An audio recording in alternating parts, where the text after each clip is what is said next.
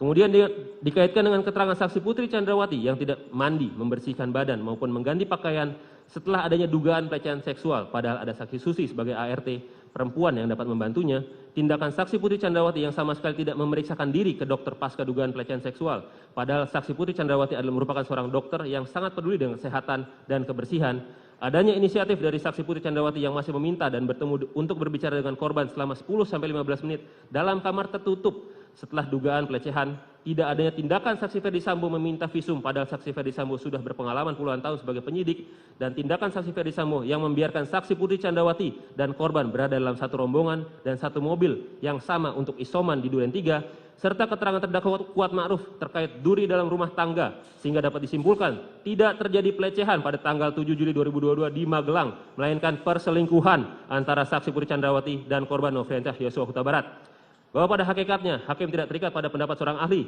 jika pendapatnya tersebut bertentangan dengan keyakinannya, sebagaimana putusan MA tanggal 17 Maret 1962.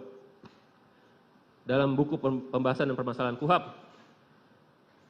yang mengatakan dalam keadaan tertentu keterangan beberapa ahli dapat dinilai sebagai dua atau beberapa alat bukti yang dapat memenuhi prinsip minimum pembuktian yang ditentukan pasal 183 KUHAP. Alasan yang memperkuat alasan tersebut adalah apabila keterangan para ahli tersebut diberikan dalam bidang keilmuan berbeda dan apa yang diterangkan oleh para ahli tersebut bukan mengenai satu hal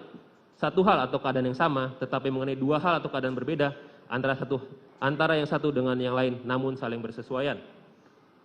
Kemudian apabila dihubungkan dengan keterangan ahli mengenai adanya kekerasan seksual yang dialami oleh saksi Putri Chandrawati bertentangan dengan keterangan ahli lain maupun keterangan saksi, sehingga keterangan ahli mengenai kekerasan seksual yang dialami oleh saksi Putri Chandrawati tidaklah dapat diterima sebagai alat bukti yang sah sebagaimana diatur pasal 188 KUHAP.